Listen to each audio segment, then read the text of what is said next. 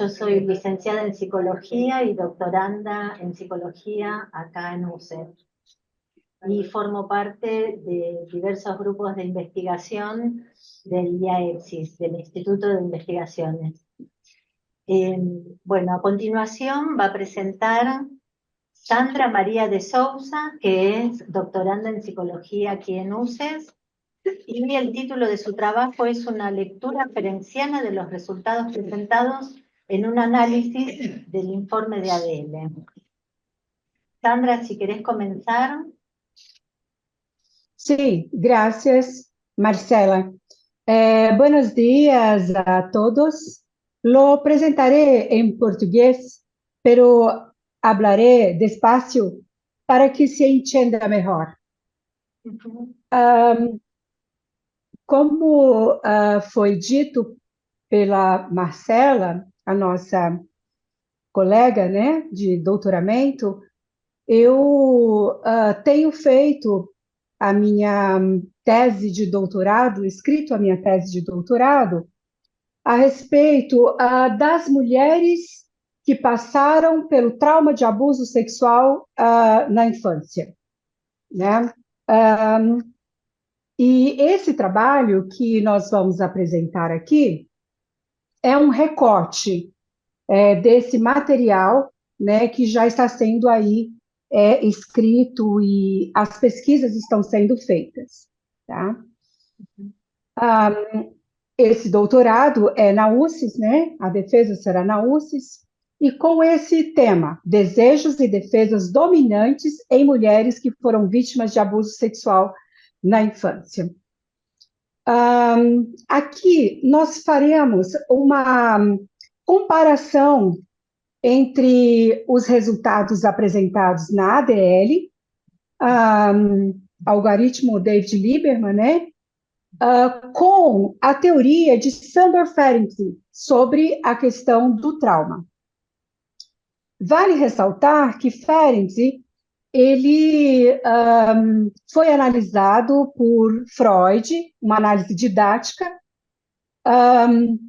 Depois, nós temos aí Melanie Klein, que, por sua vez, passou por uma análise didática com Ferenczi, e mais tarde, Winnicott, né, por Melanie Klein. Então, nesses autores citados, nós vamos perceber uma corrente de raciocínio, de pensamento.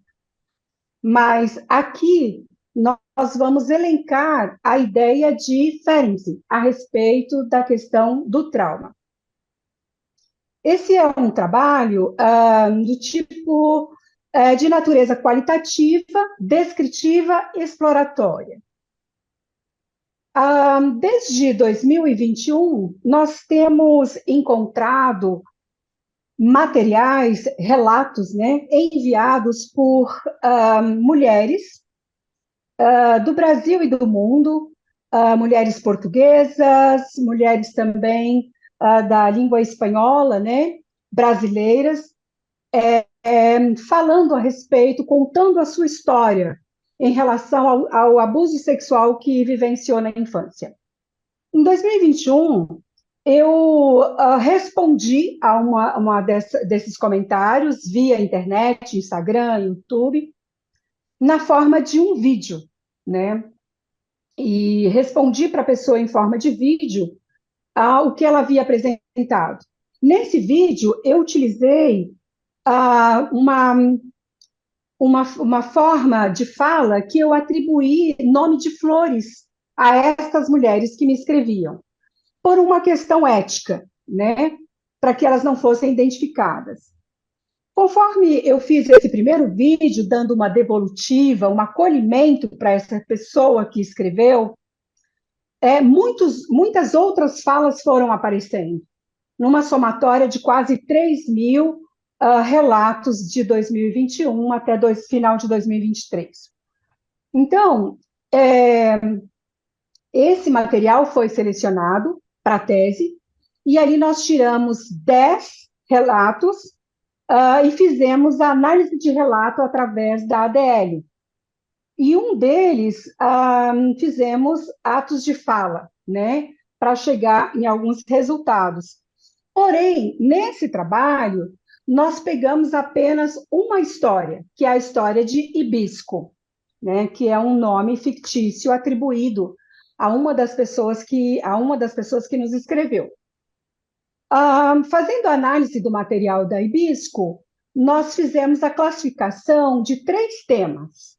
Um tema quando ela fala de família, outro tema de religião, um outro tema com dificuldades e sofrimento, vergonha e culpa, e o último, abuso sexual e violência. Nós, no texto, diferenciamos por cores para ficar mais fácil. Fizemos isso com todos os relatos, né? Para que a gente pudesse já olhar para o texto e visualizar a qual tema ela estava se referindo naquele momento. Tá. As defesas que predominam, né, o discurso geral da Hibisco, são, em grande parte, patológicas e fracassadas. O tema que nós elencamos, né, para que a gente pudesse estudar aqui, foi o tema de abuso sexual e violência. E nesse tema foi destacado a elevada presença de 3 desejos: LI, libido intrassomática, O2 e FU. Neste caso, são acompanhados de defesas patológicas e fracassadas. Tá? Nós vamos observar aqui os resultados mais se referindo a LI e FU. Tá? Na análise qualitativa da ADL relato, a princípio, de forma global, considerando o número total de desejos com suas perspectivas frequências, seguindo das defesas de seus estados.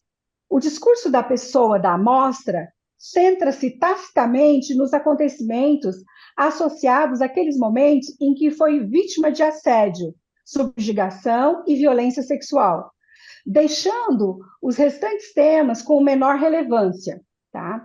Mas igualmente significativos.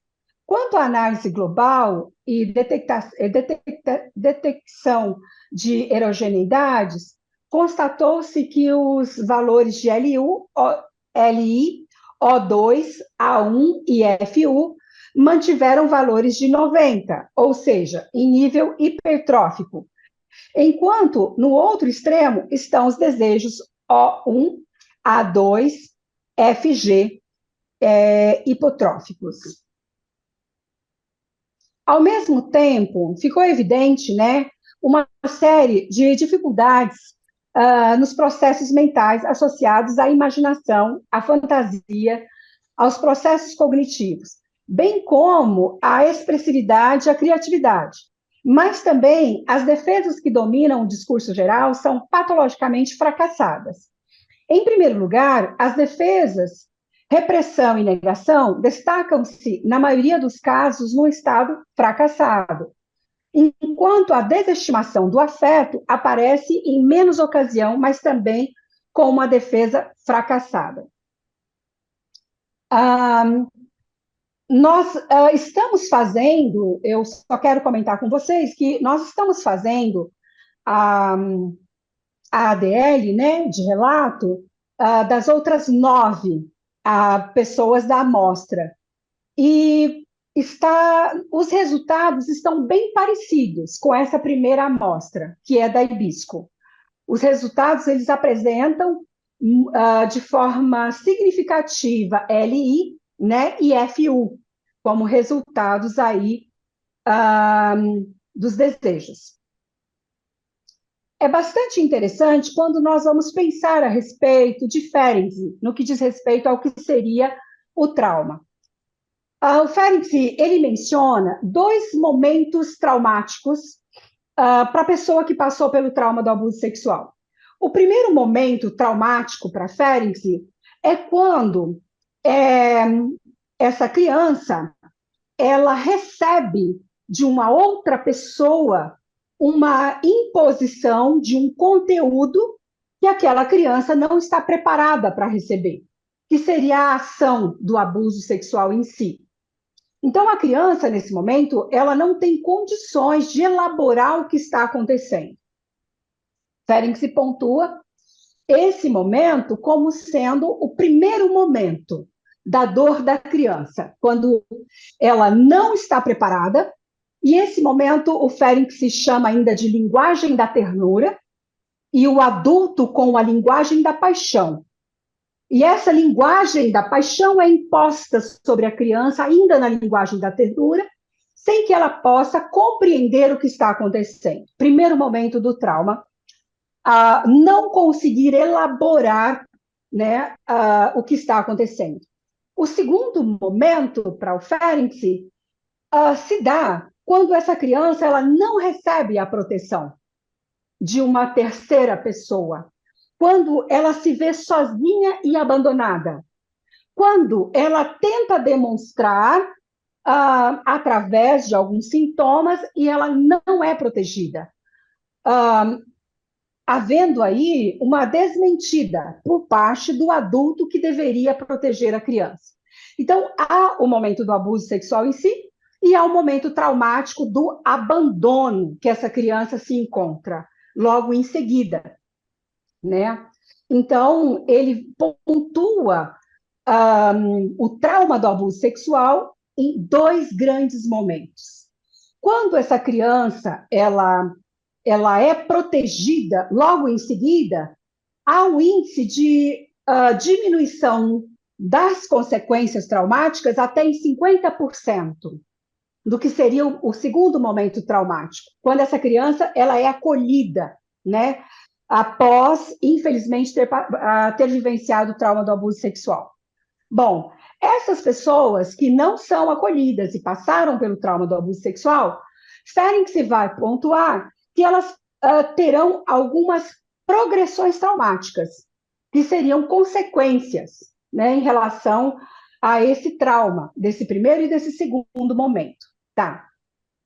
E é bastante interessante, porque nos resultados, né, já nas conclusões, nós entendemos que os resultados da ADL, referentes aos desejos LI e FU, correspondem diretamente às progressões traumáticas apresentadas por Ferenczi, referindo-se a uma pessoa que passou pelo trauma do abuso sexual em sua infância. Assim como se apresenta LI e FU, uma elevada referência ao corpo, ao sofrimento das sensações de injustiça, de desamparo e medo, apresentam as patologias do desvalimento, enfermidades e a psicossomática. Apresentam vulnerabilidade, desamparo e, como defesa principal, a desestimação do afeto. Em FU, pessoas se tornam pessoas temerosas, evitativas, inibidas e ardilosas. Ferenczi atribui ao desamparo sofrido naquele segundo momento, né, do trauma, ele atribui esse desamparo sofrido às possíveis consequências da estrutura psíquica do adulto. Tá? Então, esse adulto que agora nós vamos ter esse diagnóstico em que ele está dentro de uma corrente psíquica mais elevada em LI e FU, ele estaria dentro dessas progressões traumáticas, ou seja, diretamente uma consequência, e essa consequência, ela formula a estrutura psíquica desse adulto agora, tá? Muito em função do primeiro momento do trauma, mas também muito em relação ao abandono sofrido no momento da desmentida, tá? Proporcionando para esse adulto uma maior constância na pulsão de morte, psicossomatizações e vulnerabilidade, né? Que são exatamente os resultados apresentados na ADL em função desse histórico, né? Então, é bastante interessante porque mesmo Os outros relatos, os outros 9 relatos que estamos estudando, as pessoas, como progressão traumática, elas estão nos sinalizando muito o LI e o FU como uma fixação, né, e apresentando esses desejos. E o Ferenczi, ele nos traz de forma muito pontual em relação a essa sensação de abandono, que no adulto agora ela estará de uma forma muito se apresenta de uma forma muito intensa, tá? Não está aqui no contexto do trabalho, mas é interessante colocar dentro da teoria de Sandor Ferenczi que o papel do psicanalista na vida adulta, atendendo esse adulto, ele precisa ter um papel em que ele terá um comportamento diferente do que aquela mãe que provocou a desmentida virou as costas para essa criança. Ele precisará estar presente dentro de um acolhimento, ressignificando esse momento anterior traumático para que a pessoa agora consiga, enfim, elaborar, né, este acontecimento. E vale também ressaltar que muitas pessoas que escrevem via internet ressaltam que é a primeira vez que toca nesse assunto, que nunca teve coragem de contar para ninguém, mas validado pelas demais pessoas que agora estão contando o que aconteceu, se sentem motivadas pela primeira vez a contar. Relatam também que o fato de ter contado e ter se sentido validado, acolhido através de um vídeo que nós fizemos e que explicamos o que aconteceu, grande parte do mal-estar já se sentem já numa condição melhor, né, emocionalmente, em função do acolhimento que recebeu, né? Este é o nosso trabalho e eu quero agradecer a todos vocês pela atenção e muito obrigada. Gracias. Muchas gracias. Primeiramente, quero parabenizá-la pela lucidez da apresentação. Eu tenho certeza que não só para mim, mas como para os demais alunos que estão começando agora, foi muito inspirador e ficou mais claro para a gente o nosso percurso. Então, muito obrigado, viu? Sandra, você nos ajudou muito. A minha Obrigada a pergunta... você, Luiz. Nada.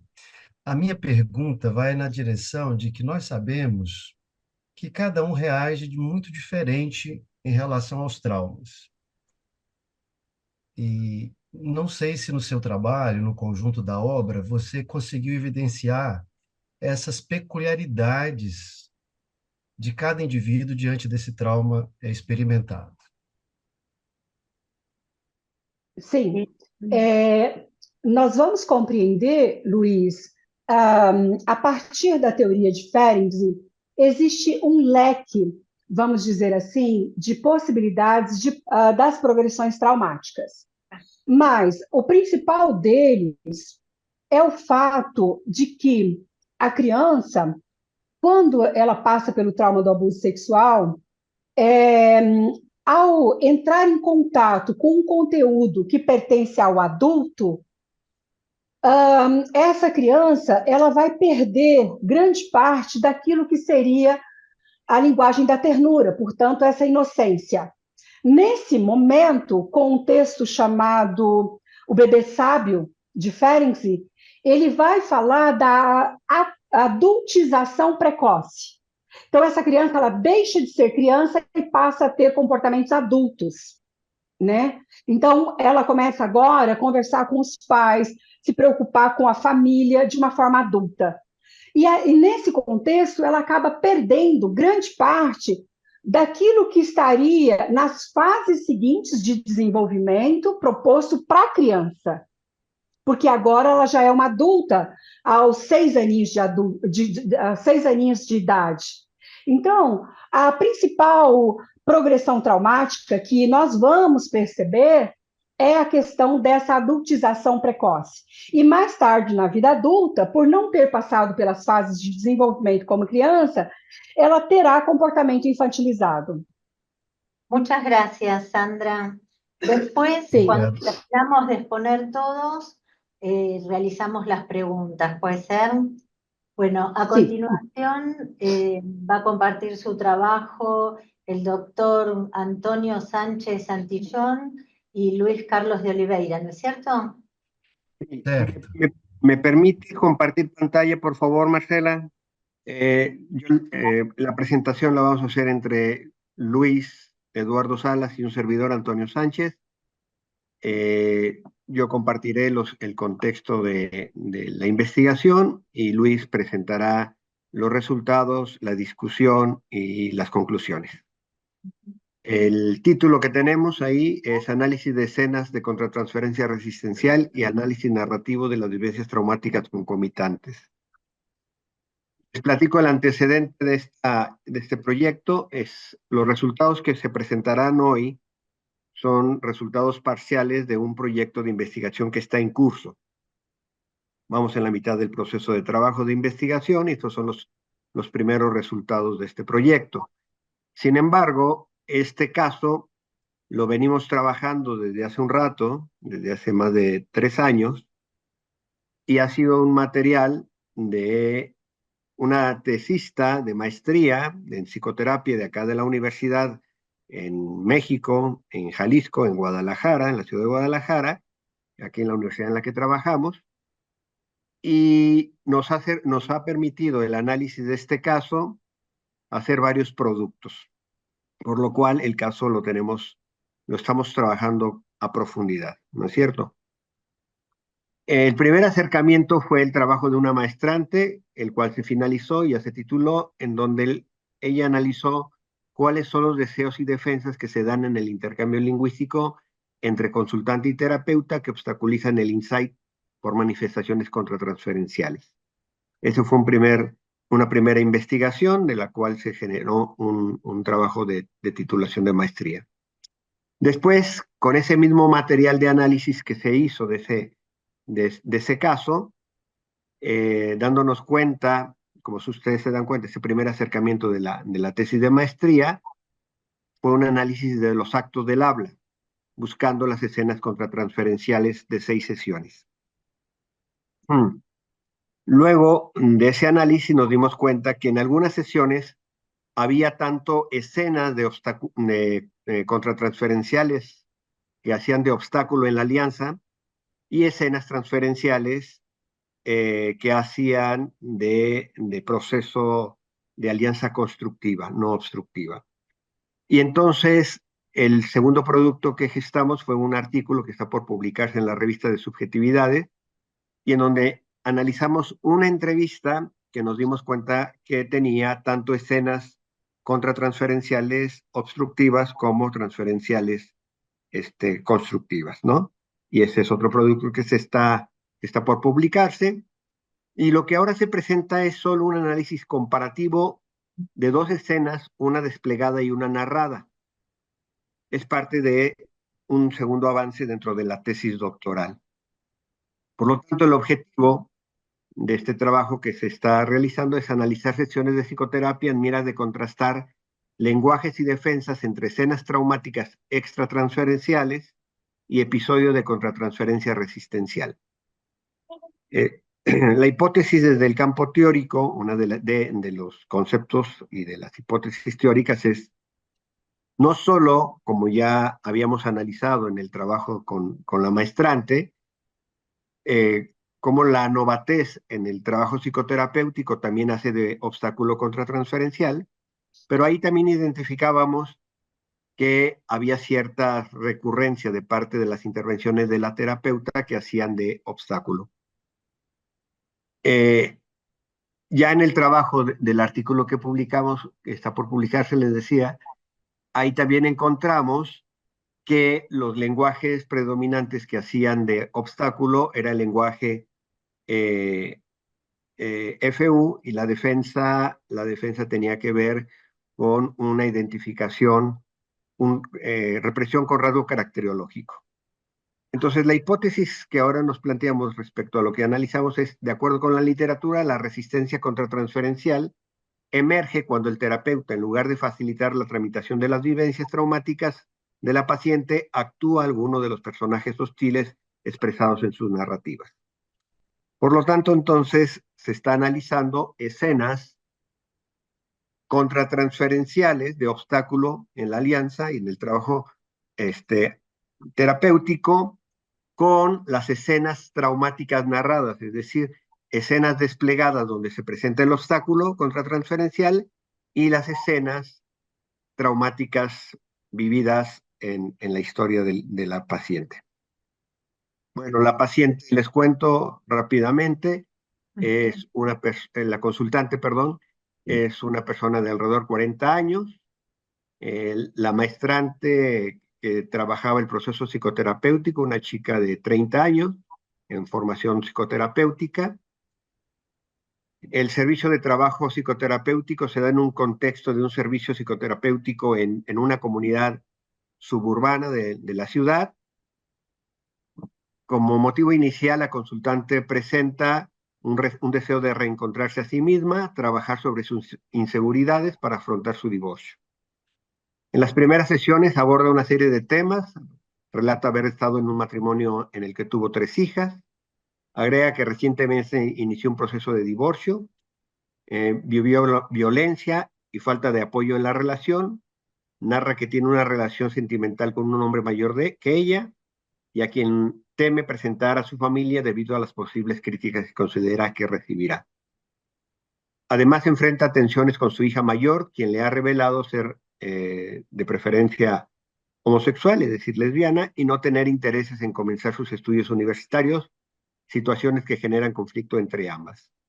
La consultante menciona sentirse excluida por parte de sus familiares, menciona sentir algunos resentimientos hacia sus padres debido a que algunas experiencias negativas durante la infancia fueron alrededor de esas vivencias traumáticas, lo que ha influido en sus dudas actuales respecto a sus propias capacidades y metas. Relata haber enfrentado periodos depresivos, resultado de ideaciones suicidas y problemas de ansiedad. Agrega sentirse sola y decepcionada de algunas amistades, pues piensa que algunos la buscan solo por beneficio personal.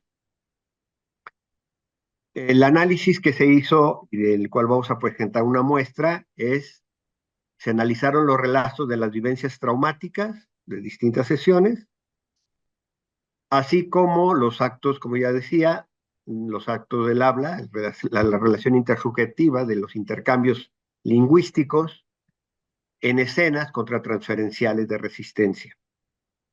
Esto se hace desde el algoritmo de David-Lirma, en modalidades del relato y en actos del habla, respectivamente, ¿no? El análisis de las narrativas y el análisis de los actos desplegados desde la relación intersubjetiva.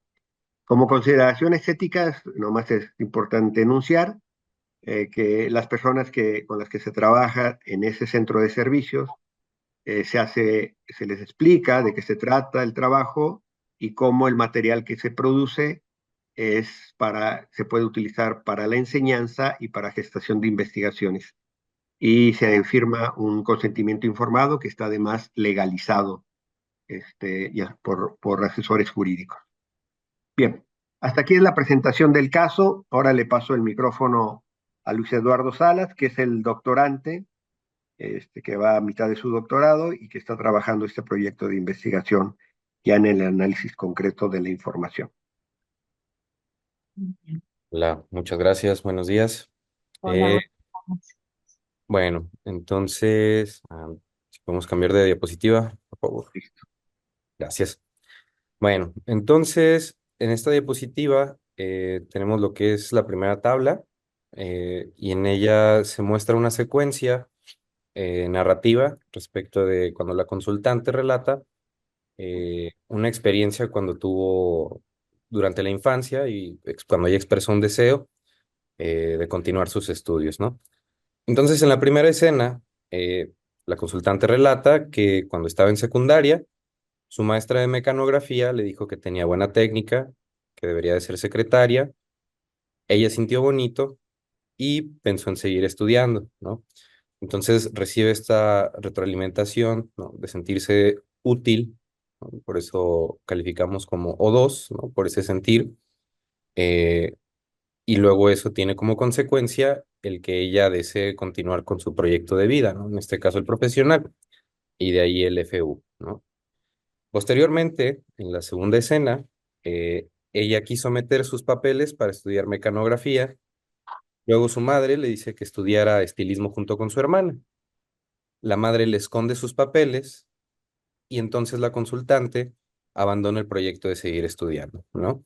Entonces la madre, siendo la figura de autoridad, ¿no? Un personaje A2, desaprueba el proyecto, le propone una alternativa, bueno, forzada, para estudiar estilismo igual que la hermana, y frustra el deseo de la consultante, escondiéndole los papeles, ¿no? Dejando sin posibilidades a la voz narradora, en este caso, ¿no? Por ahí, por eso el A1. Luego, en el tercer relato, eh, la consultante narra que el primer día de clases de estilismo le dijo a su mamá que no le gustaba estudiar eso. La mamá, que había sido enfermera, le dijo que estudiara enfermería también. Ella sentía coraje hacia su mamá y siguió estudiando estilismo, ¿no? Entonces allí pusimos el A1, ¿no? Por el coraje y la impotencia que resultó de la voz narradora hacia la madre, ¿no? Bueno.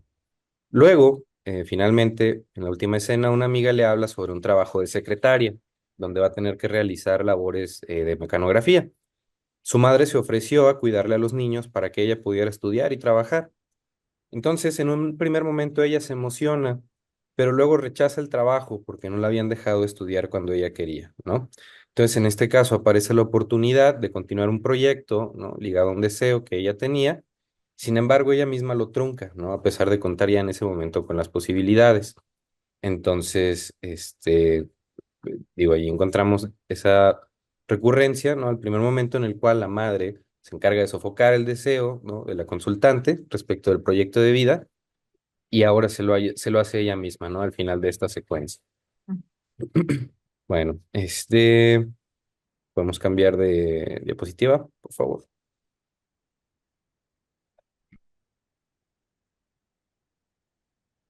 Muchas gracias.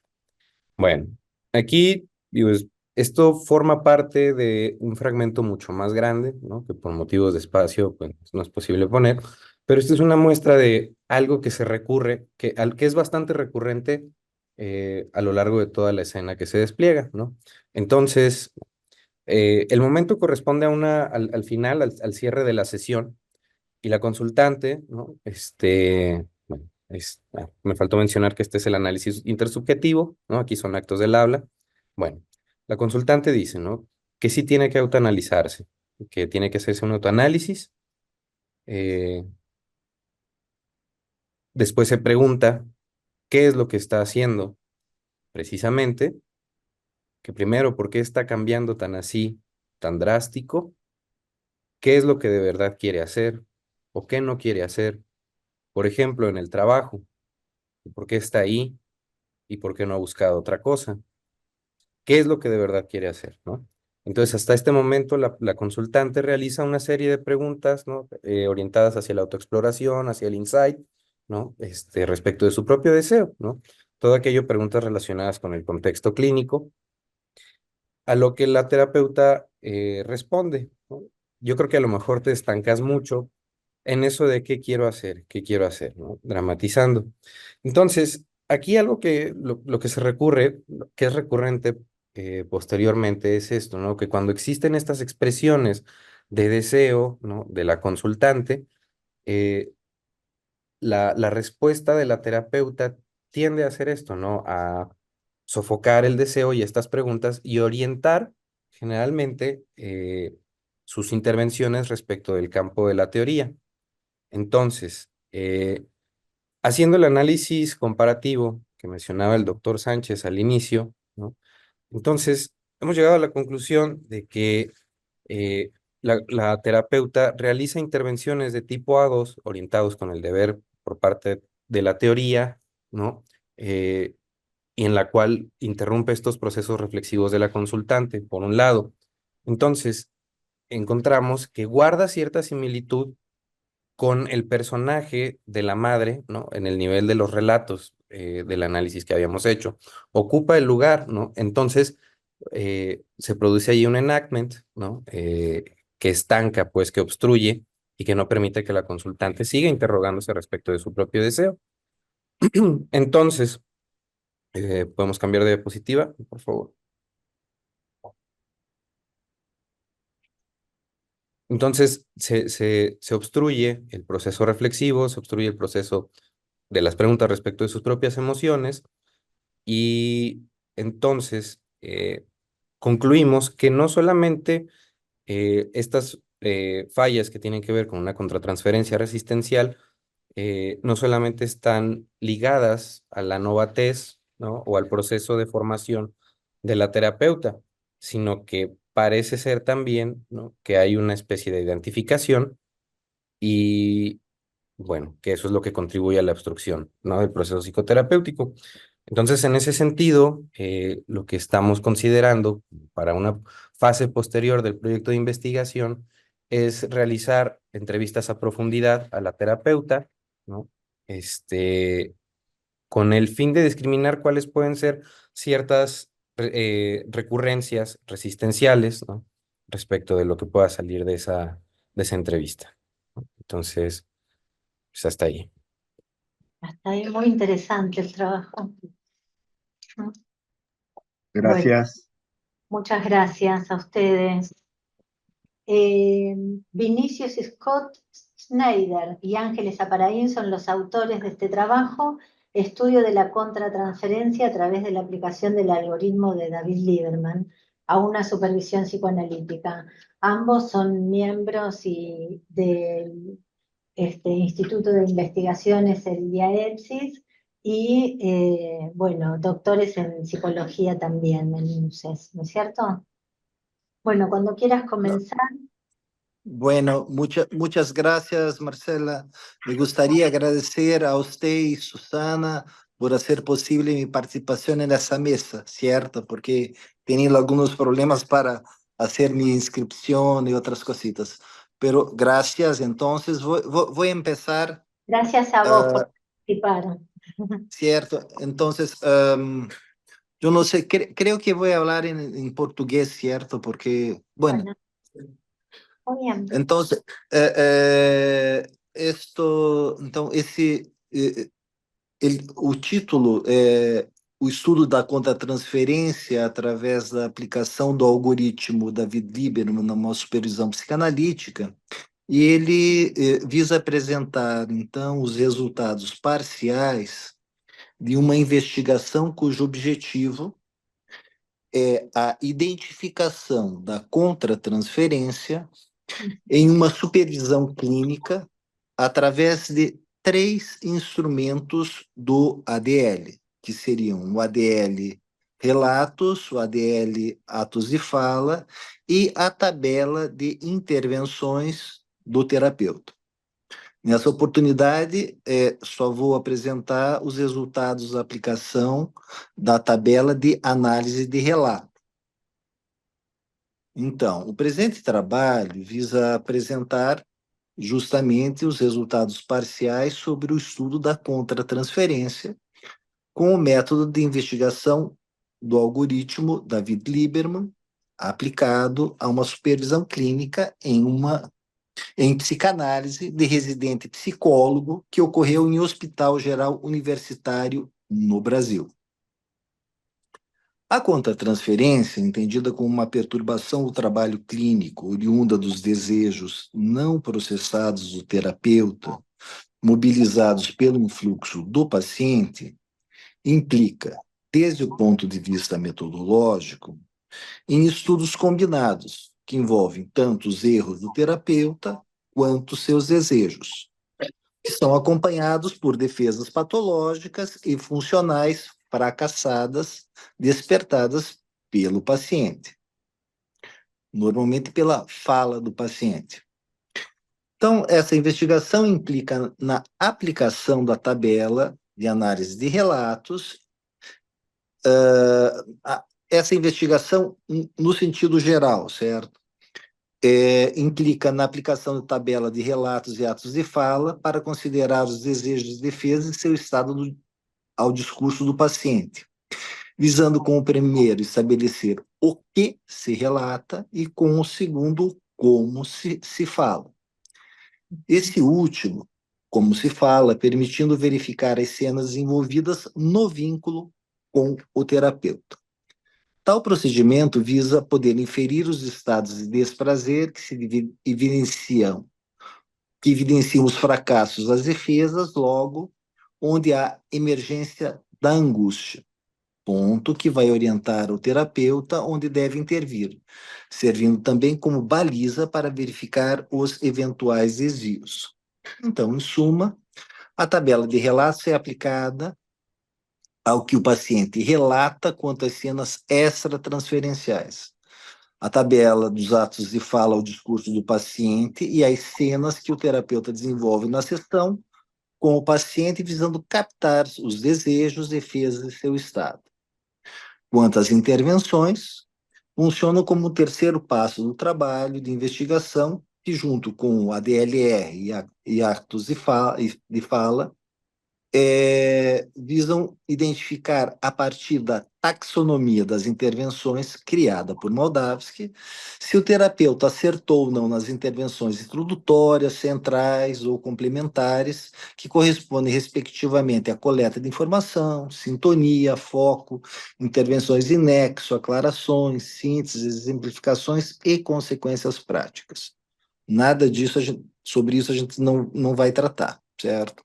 A partir desses 3 estudos, visa-se captar os eventuais desvios que o terapeuta possa ter cometido, mobilizado pelo influxo do paciente, identificando no campo relacional as perturbações de ordem contratransferencial.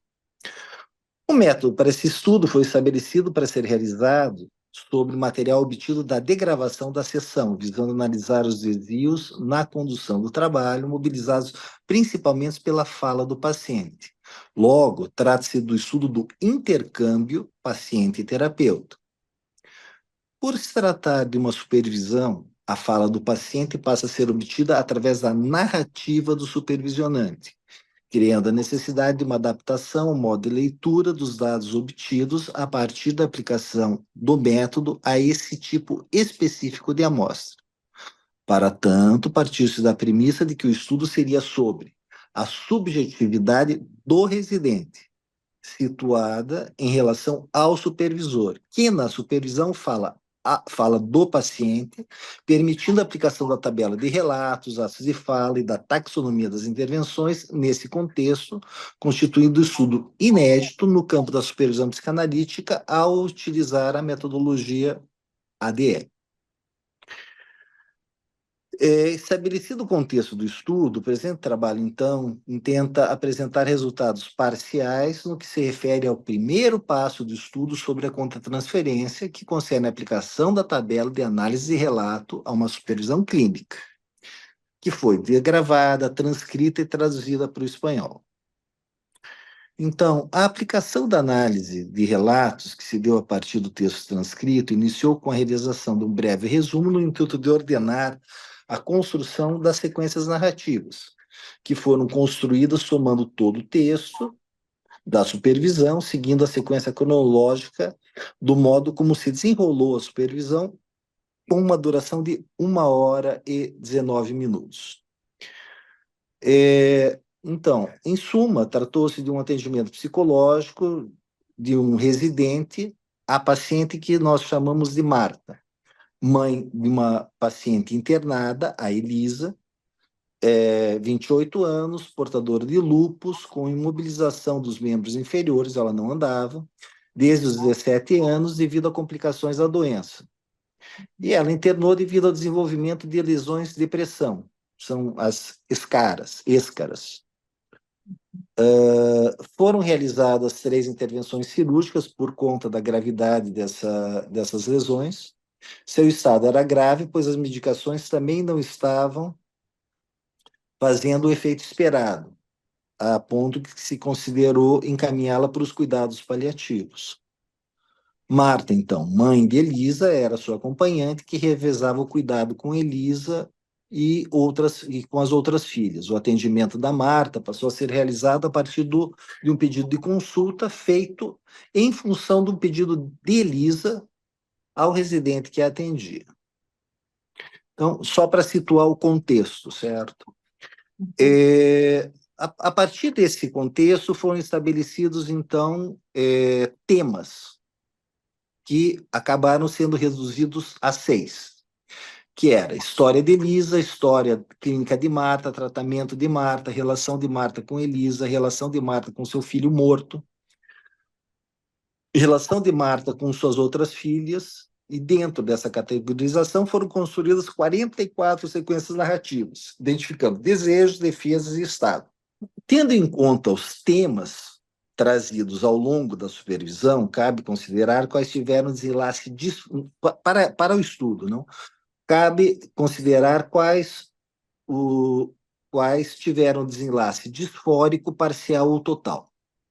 Pois os relatos em que houve um desenlace eufórico indicam para onde a sintonia e o foco realizados pelo terapeuta não deve se orientar, ou seja, onde está tudo bem, não há por que intervir. No que tange aos relatos cujo desenlace é misto, cabe considerar que foram objeto de foco pelo terapeuta, que se foram objeto de foco pelo terapeuta, tendem a indicar uma maior pertinência clínica. Então, assim, considerando-se as porcentagens sobre as temáticas dos relatos, se evidenciou que 16% estavam relacionados ao tratamento e história de Marta. 30% centrados na história da filha da paciente internada, Elisa. E, finalmente, 34% ligado à relação da paciente com a filha. Os temas relacionados à paciente, no que se refere ao residente, são, em sua maioria, patológicos fracassados. O terapeuta não focaliza o trabalho sobre os núcleos patológicos da paciente, nos quais as defesas, tanto patológicas quanto funcionais, fracassam. Focaliza, por outro lado, a partir de intervenções ligadas à temática de sua filha. Os temas relacionados a Marta são, em sua maioria, patológicos fracassados. Então, assim, o tema História de Marta tem 100% de defesas fracassadas, pondo em evidência um núcleo patológico que combina libido intrassomática, oral secundária e fálico-uretral, com defesas patológicas fracassadas. E no tema de sua relação com Elisa, os relatos são fracassados ou mistos, salvo o 20 que combina em Elisa.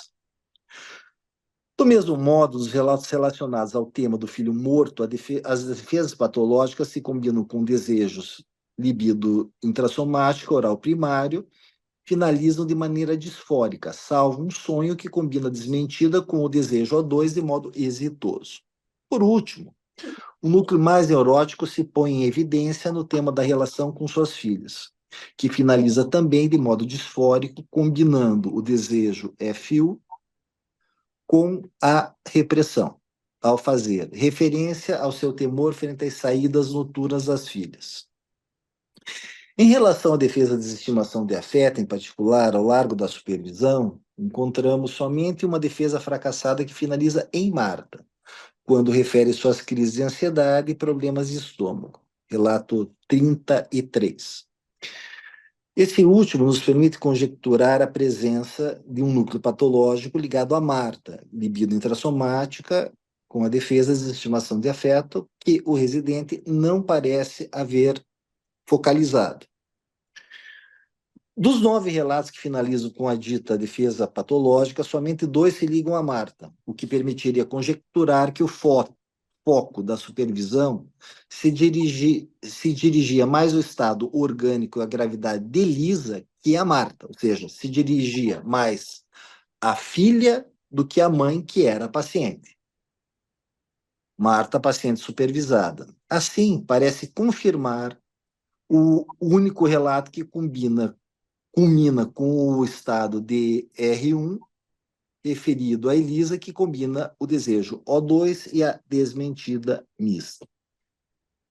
No que se refere ao núcleo patológico, que combina a desmentida com os desejos orais primários e orais secundários, logo a ser exitosa quando Marta refere que suas filhas tiveram uma boa infância. Do mesmo modo que quando se refere a crer em Deus. No entanto, dita defesa patológica fracassa e desmorona quando sua filha deixa de crer em Deus, quando associa a sensação de descuido de Elisa por parte da mãe com a doença, quando se refere não haver cuidado bem de sua filha, quando sente culpa por não ter podido frear o consumo de álcool em sua filha, quando a acusam de ser uma má mãe, e quando se sente julgada pelos outros, sentimento de culpa que a leva ao surgimento de ideias suicidas. Do mesmo modo, o fracasso ao combinar-se com o desejo oral primário, referir-se ao filme que vê de seu filho morto, Silas, quando falam a ela do estado de Elisa. Ou seja, ela tem um sonho quando está no hospital e vê um filho morto, o Silas, que ela confunde com a filha Elisa, que está internada no estado grave.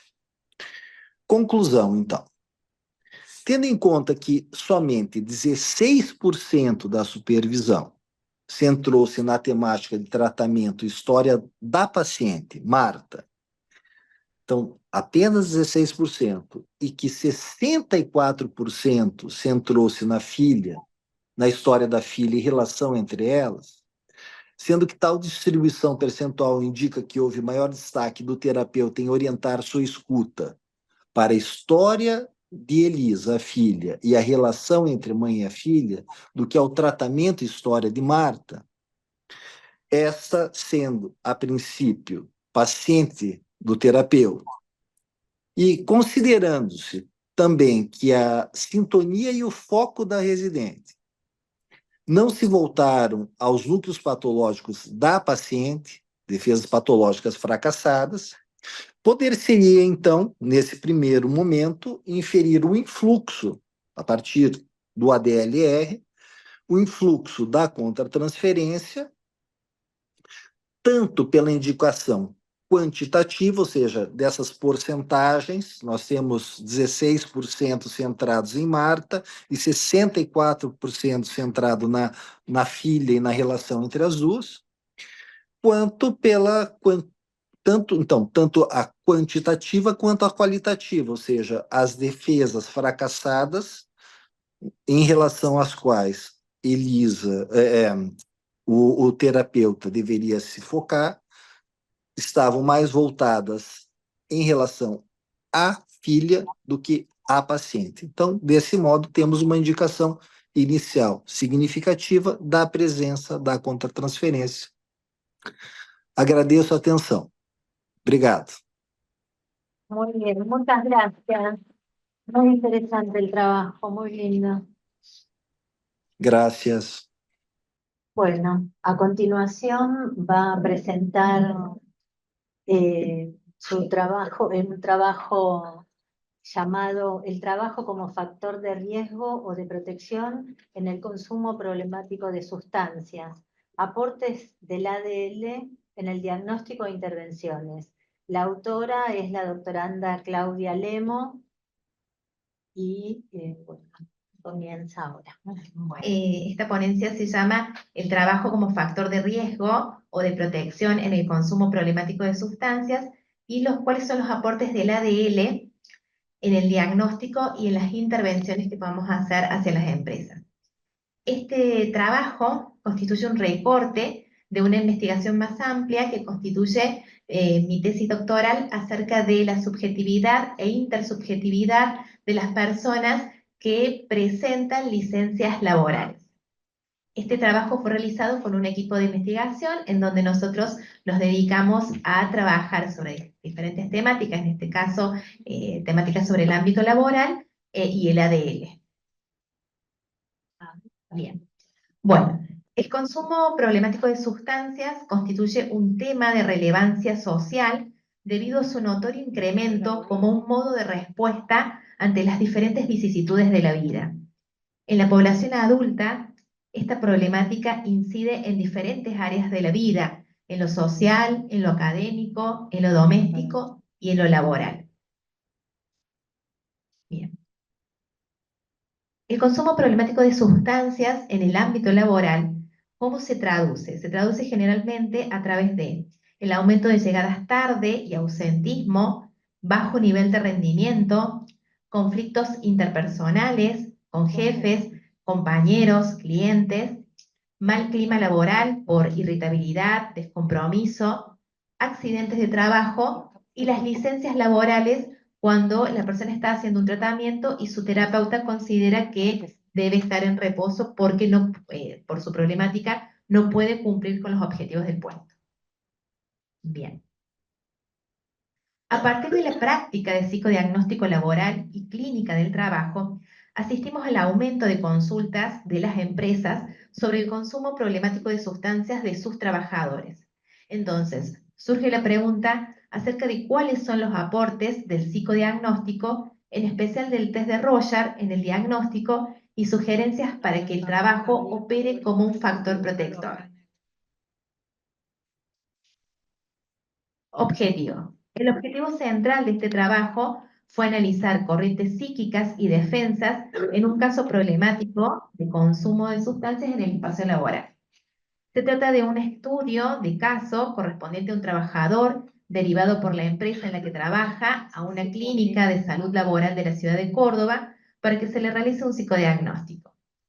En cuanto al método e instrumento, se trata de una investigación cualitativa que emplea un estudio exploratorio, descriptivo e interpretativo. El instrumento utilizado fue el psicodiagnóstico de Rorschach, analizado a través de Escuela Argentina y empleando el ADL, ¿sí? Y dentro del ADL nosotros utilizamos el análisis diagnóstico multidimensional Rorschach, que indaga sobre las principales corrientes psíquicas y defensas funcionales siguiendo las bases teóricas del algoritmo David Lieberman diseñado por David Baldacchi. Bien, bueno, queremos un poquito detenernos a mencionar sintéticamente de qué se trata el análisis diagnóstico multidimensional Rorschach. Esta es una escala creada por Carla Gerardi y permite pensar el diagnóstico de un sujeto en forma compleja, multidimensional, abarcando el fenómeno de la subjetividad en su riqueza y pluralidad de matices, advirtiendo la coexistencia de rasgos y tipos de funcionamiento. Los fundamentos del ADMR tienen que ver con el sistema categorial considerado por David Baldacchi, parámetros considerados en la EFIR, es decir, la escala del funcionamiento yoico de realidad, y signos Rorschach tomados por la Escuela Argentina. El ADMR consta de 8 escalas que operacionalizan una corriente psíquica determinada, como también defensas. En cuanto a las corrientes, bueno, por supuesto permite valorar y ponderar la escala de la corriente tóxico y o traumática, cuyo predominio, mejor dicho, el deseo predominante tiene que ver con la fijación a la libido intrasomática, la corriente psicótica, corriente narcisista no psicótica, corriente neurótica con rasgos caracterológicos, corriente neurótica de transferencia, luego tenemos una escala de defensa acorde afines, escala de creatividad y escala de sublimación. Bueno, a continuación vamos a presentarle el caso Gustavo. ¿Cuál fue el motivo de evaluación? La empresa en la cual trabaja Gustavo, que es una fábrica, solicita su evaluación psicodiagnóstica a raíz de que Gustavo presenta una licencia por salud mental luego del cambio al turno noche. A él se le manifestó que iba a volver al turno noche y a partir de ahí él presenta una licencia psiquiátrica. Entonces, la empresa desea saber si puede trabajar en el turno noche o si solo se trata de una cuestión de comodidad. Gustavo tiene 36 años, está casado, tiene 2 hijos y desde hace 15 años trabaja en una fábrica como operario de producción. Comenzó a consumir cocaína luego de la separación de sus padres a los 18 años. Este consumo se incrementó en 2017 luego de conflictos con su pareja, relatando que consumía cocaína en su trabajo cuando realizaba precisamente el turno noche. En 2018 estuvo internado en una clínica de salud mental, precisamente por este consumo problemático de cocaína, y desde 2019 no consume más cocaína ni ninguna otra sustancia. Esta evaluación fue realizada en el 2021. En ese periodo, bueno, la empresa solamente tenía turno mañana y tarde, había reducido el turno noche debido a la pandemia. Ya en el 2021, ya ha transcurrido bastante tiempo de ese año, se abre nuevamente el turno noche, entonces a esta persona se lo rota a ese turno. Y ahí es donde esta persona está unos días y después presenta la licencia. A continuación, bueno, les vamos a mostrar algunos extractos de la entrevista. Ante la consulta de por qué estás de reposo laboral, él menciona: estoy en tratamiento por consumo de cocaína desde hace 2 años y hace un mes empecé con síntomas de querer empezar a consumir de nuevo. Dolor en el pecho, nervioso, me transpiran las manos. En la pandemia me mandaron a un turno en donde me sentía cómodo. Hace poco, antes de la carpeta, me dijeron que tenía que volver a la noche y me puse nervioso, alterado. La cabeza me quema. Siento mucha opresión y eso de volver a empezar. Tengo muchas inseguridades y miedos. Bien. En relación al trabajo, él dice: en el trabajo había encontrado un grupo que me acompañaba. El otro día hice turno noche y me sentía perseguido, con recuerdos porque consumía de noche. Nunca más volví a usar el celular. No tengo número de celular. Lo dejé cuando dejé de tomar. Hace referencia a tomar cocaína. Uso el celular de mi mujer para algo importante. ¿Cómo te sentís con tu trabajo? Fue otra de las preguntas. Y él dijo: es un buen trabajo, lo aprecio y quiero mucho. Muchas veces me he sentido mal. Ellos priorizan los turnos. Hoy me sentí desprotegido.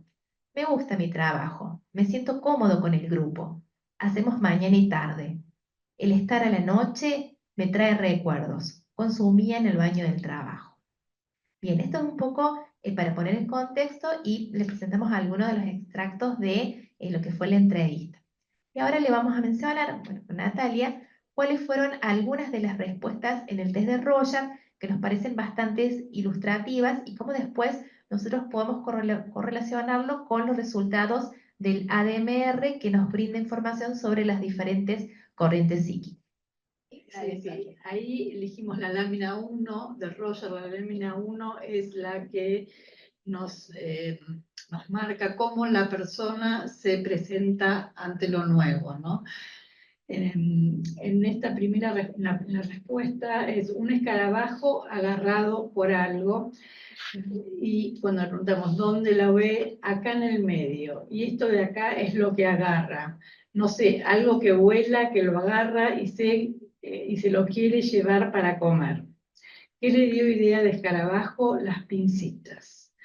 Eso otro, no sé, algo que vuela.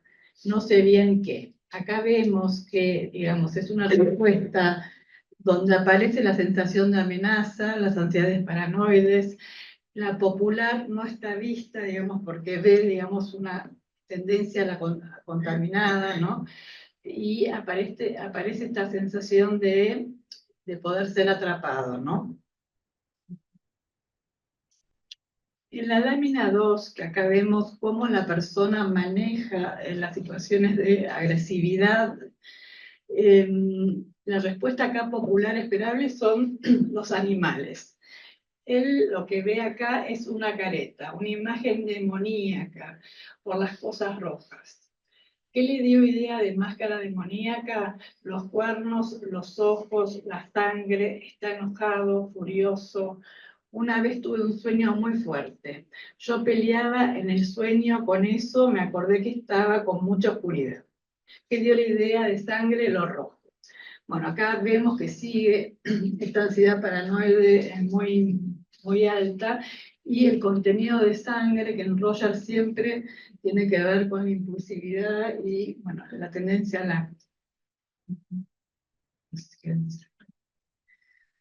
la 4. Bueno, acá también seleccionamos la 4, que es la lámina que tiene que ver con la virilidad, la autoridad. Acá él ve un dibujito del aparato reproductor femenino, lo ve en global, Y bueno, y acá lo ve por el color y hay una proyección de enfermedad, ¿no? En esta lámina. Y también vemos que digamos, lo que él puede ver es un aparato reproductor femenino, ¿no? Cuando estamos en la lámina esperable de la virilidad. Y como gigante, la que ve, ¿no?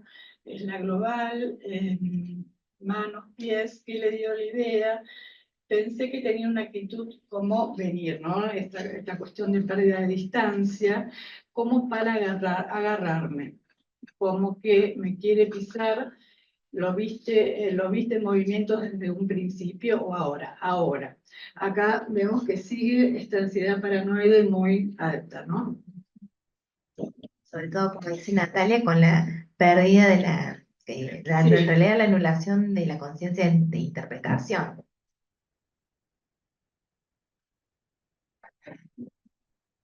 Bueno, acá hicimos un cuadro en donde hicimos un resumen a partir del análisis del ADMR, en donde vemos que la corriente tóxico-traumática es la predominante. Recuerden que la corriente tóxico-traumática en esta escala tiene que ver con una fijación a la libido intrasomática. Luego tenemos la participación de la corriente psicótica, por eso les pusimos estas láminas para mencionar cómo hay anulación en la conciencia de interpretación, que no solo se dio en esa lámina, sino también se reiteró en otra parte del protocolo de Roya, y también hubo una corriente neurótica con rasgos de carácter, pero en mucha menor proporción. En cuanto a las defensas, predominó la desestimación del afecto, la desestimación de la realidad, la proyección, la desmentida, y en cuanto a las defensas, en el análisis de la escala de defensa acorde fines, fue un 0%, es decir, que todas estas defensas, ninguna son adaptativas. En cuanto a los vínculos, predomina el vínculo, el apego adhesivo y las ansiedades persecutorias en relación con los demás y con las figuras de autoridad. Y en cuanto a lo que tiene que ver con la percepción del ambiente, aparece la necesidad de sostener un apego adhesivo. En la lámina 10, que nos permite ilustrar mucho acerca de eso, nos dice un conjunto de insectos, de bichos, todos conectados y pegados entre sí. Bien, bueno, un poco la indicación y sugerencia de la empresa fue esta, que se mantenga el turno de trabajo actual debido a las ansiedades despertadas, las dificultades para instrumentar recursos defensivos efectivos y por la contención por parte de sus compañeros de su turno actual. Esto también opera, los vínculos, sabemos que opera como un factor protector. Bien, a través del análisis de este caso, observamos, como les decíamos, un alto porcentaje de corriente psíquica tóxico-traumática, y aquí la libido intrasomática se expresa a través de indicadores en el Roger, de escasa simbolización, labilidad emocional, traumatización, desestimación del afecto, autointoxicación, apego adhesivo y un dejarse morir. Tenían muchas respuestas de mor, por ejemplo. Bien. Acá ilustrativamente les mostramos cómo es la escala tóxico-traumática, en donde el trastorno de la simbolización, cómo se presenta en el Roger, por ejemplo, movimientos humanos entre 0 y 1, fracaso, color nombrado, etc. Luego hay una subescala de sobreadaptación, de descarga o la habilidad emocional, traumatización, desestimación del afecto, libido intrasomática, autointoxicación, todos, cada una con sus correspondientes indicadores en el Roger. También hay otras subescalas que tienen que ver con el apego adhesivo y o desconectado, el dejarse morir, la captación de frecuencias, la sensación de aturdimiento. Bien. En segundo lugar, participa la corriente psicótica, y acá predomina la desestimación de la realidad, expresada a través de distintos indicadores en el Roger, como la disminución de la conciencia de interpretación, la anulación de la conciencia de interpretación en muchos lugares, y determinantes conforme a menos. En tercer lugar, participa la corriente neurótica caracterológica, apareciendo indicadores de marcada rigidez. A través de este caso, hemos podido analizar cómo la posibilidad de un cambio de turno podría haber operado como un factor de riesgo para una recaída en el consumo de drogas, no solo por las ansiedades persecutorias despertadas, sino también por la vivencia de desamparo. En este caso, no se trata solo del cambio de horario, sino de la importancia de lo intersubjetivo en el trabajo, en donde este trabajador había encontrado un grupo de compañeros que lo contenía. El psicodiagnóstico, analizado a partir del ADL, permite comprender que no se trataba de una comodidad con los horarios tal como lo pensaba la empresa. Bueno, conclusiones. Las principales conclusiones de este trabajo fueron que el ADL constituye una técnica valiosa para comprender la subjetividad e intersubjetividad, lo cual permitió elaborar sugerencias a la empresa y realizar un diagnóstico y un pronóstico más preciso. A través de este caso, se puso de manifiesto la potencialidad protectora o de riesgo del entorno laboral en los consumos problemáticos de sustancias. Bien. Bueno, muchas gracias. Este trabajo se titula Cambio clínico en una paciente con lupus y análisis del discurso con ADL. La autora soy yo, Marcela Pitone. Bueno, a ver, voy a tratar de...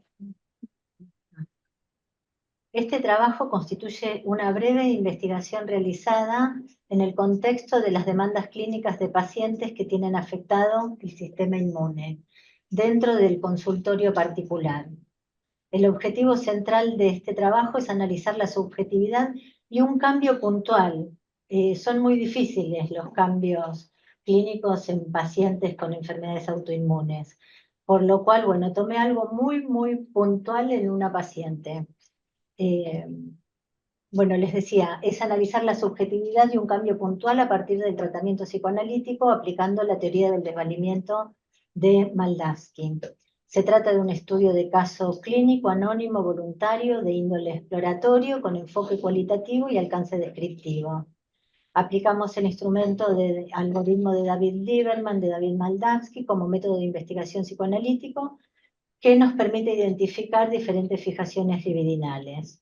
Las defensas imperantes, complementarias, propias de cada heterogeneidad, proyectadas en el discurso, en este caso. En cuanto a la muestra, se trata de una mujer de 33 años, ama de casa, que vive con su marido y sus 3 hijos, concurre al consultorio particular derivada por su médico reumatólogo de cabecera, tiene diagnosticado lupus eritematoso sistémico. Este es el diagnóstico central. Sabemos también que en los pacientes con enfermedades autoinmunes empiezan con un diagnóstico y después continúan otros diagnósticos, porque se va, como que lo va tomando al paciente esto, ¿no? Van apareciendo distintas enfermedades autoinmunes también. Refiere que la enfermedad empezó cuando estaba viviendo en la misma casa de la cuñada de la suegra.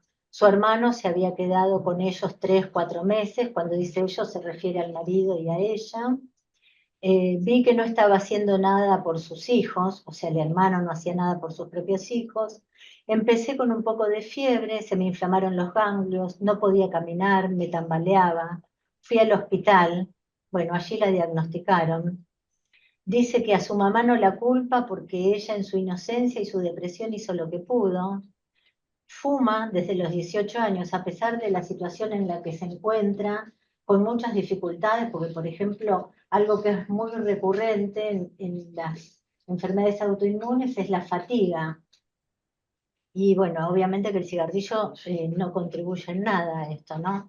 Dice que le va a tener que pasar algo para darse cuenta de que tiene que dejar de fumar, ¿no? Bueno, y que a veces tiene fatiga, sin embargo, sostiene esta cuestión. En relación a las personas que desarrollan lupus, vemos que el sistema inmune, en lugar de protegerlos, bueno, lupus como cualquier enfermedad autoinmune, ¿no? En lugar de protegerlos, se activa y ataca al propio organismo porque no diferencia lo externo de lo interno, lo propio de lo ajeno, ¿no es cierto? Se trata de una enfermedad autoinmune, está regulado por mecanismos bioquímicos por los cuales se presenta daño al tejido. También se identificaron algunos genes candidatos que parecen estar involucrados en la facilitación, digamos, o en la posibilidad de que esto ocurra. Eso no quiere decir que sí vaya a ocurrir, ¿no? Pero sí que dan la posibilidad. Los síntomas aparecen en diversas formas. En la mitad de los casos es letal El daño aparece en cualquier órgano del cuerpo. Puede causar artritis con inflamación, fatiga, eritema, en alas de mariposa en la cara, úlceras, fotosensibilidad, bueno, y otros. Un fragmento de la primera sesión dice: mi mamá es la mejor madre. Amo a mi mamá, yo me llevo re bien con ella, hablamos de todo. Yo le cuento todo a ella y ella me cuenta todo a mí. Siempre estuvimos juntas, siempre la escuché, siempre la ayudé con las cosas de la casa, desde que era chiquita, con todo lo que pude, porque ella no la pasó bien. Se tuvo que quedar sola cuando estaba embarazada de mí. Uno, a simple vista, sin hacer ningún tipo de análisis más que el clínico, puede notar acá que los roles por lo menos están invertidos, ¿no? Una niña que ayuda en todo y escucha en todo a una mamá. Ya dice, o sea, porque quien debería cuidar de ella sería su mamá, ¿no es cierto? No ella de su madre. Acá pareciera ser que no hay diferenciación de funciones y por momentos son pares, ¿no? Por momentos se invierte esto y por momentos son pares. Y este lugar de ayudante de la madre, ¿no? De la niña, de quedar a expensas de la mamá, que también está en una situación de desvalimiento, porque cuando nosotros empezamos a escuchar la historia del paciente, vemos que hay toda una historia de distintas, de generaciones atrás de desvalimiento. El relato en relación a esto que narrábamos recién, en relación a la mamá, ¿no? Desde chiquita siempre ayudó a su mamá, ella habla de todo con su mamá, ella ama a su madre. Acá ubicamos en un primer momento un deseo oral secundario, ¿no? Desde una fijación libidinal de la oralidad secundaria. ¿Y qué pasa desde ahí? ¿Qué es lo que nos interesa? Desmiente en relación a la soledad de la madre. No la voy a hacer sentir sola, entonces me quedo con ella. Como si quedándose esa niña con su mamá, hoy esa joven con su mamá, la mamá pudiera no sentirse sola, ¿no? Esto obviamente que no está vinculado, no es posible que así sea, bueno, cosa que pensamos que desmiente y bueno, busca compensar también de alguna manera esto que la mamá se tuvo que quedar sola justo cuando estaba embarazada de ella, ¿no? Ahí también uno podría pensar como algo del orden de la culpa o ¿por qué no también podría ser de la responsabilidad, ¿no? De sentirse responsable de alguna forma de ese quedarse sola de la mamá. Bueno, luego en un fragmento de una sesión a los 8 meses de tratamiento, dice la paciente: mi mamá no fue la mejor, cometió errores como todo el mundo. Yo le dije que hay cosas de las que no quiero que me hable más. A mí no me interesa que me cuente cosas con las que yo no puedo hacer nada, no dependen de mí. Cada uno tiene que resolver sus problemas, ya somos todos grandes. Yo me di cuenta de que siempre me arreglé sola. Ahora también me arreglo sola y no quiero hacerme cargo de los problemas de los demás ni los de mi mamá. Lo que le pasa a ella con mi papá o con mis hermanos es porque ella lo permite, lo tiene que resolver ella. Siempre se queja pero no hace nada. Le dije que me hace mal y ahora la freno cuando creo que me va a venir a contar otra vez lo mismo. La mamá le contaba cuestiones de índole de la intimidad de la pareja, ¿no? Con su padre, o sea, con el papá de mi paciente. Cuestiones con las que ella no podía lidiar en relación a los hermanos de mi paciente. Cosas que verdaderamente tenía que resolver, obviamente, su madre, pero que hasta que llegó a la consulta, digamos, se hacía bastante cargo no solo de escuchar a la mamá, sino también de intervenir esta paciente. Bueno, ahora armamos otro relato en relación con la mamá, ¿no? Ella antes escuchaba los problemas de su mamá, ahora no quiere escuchar más problemas, por eso le pone límites a su madre.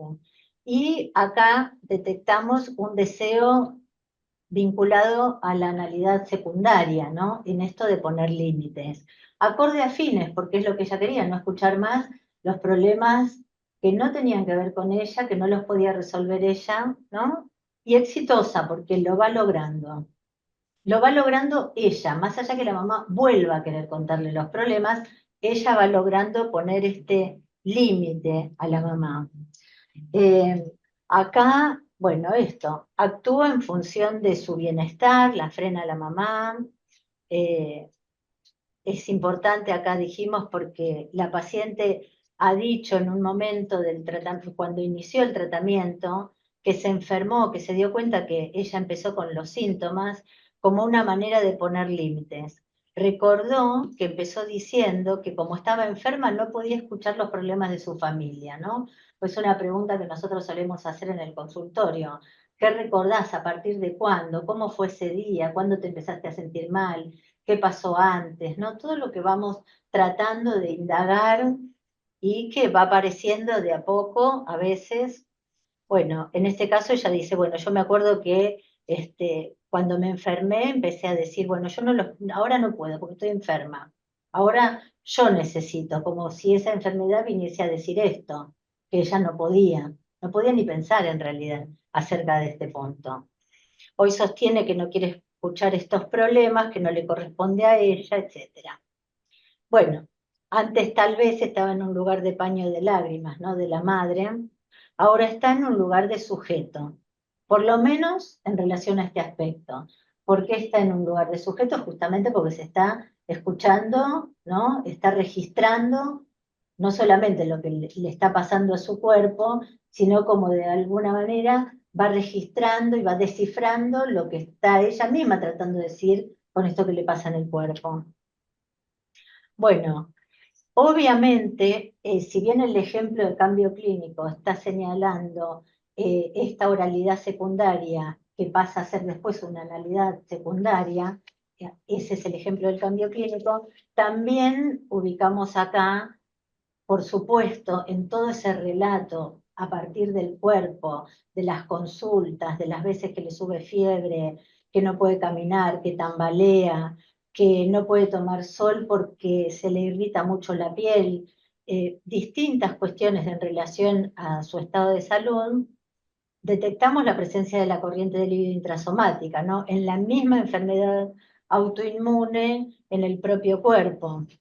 Obviamente, todo esto es un entramado, ¿no? Porque cuando decimos fijación de líbido intrasomática, estamos hablando también de un determinado yo, de un determinado principio que rige ahí, ¿no? Un principio de inercia, hay toda una organización, es todo un entramado, este yo real primitivo que, bueno, la lleva a poner el cuerpo ahí, todo eso que no se puede procesar psíquicamente, que se intenta procesar a través del cuerpo. Por ejemplo, enfermándose. Hay otras maneras, conocemos otras maneras, no sé, traumatofilias, por ejemplo, problemas de alimentación y demás.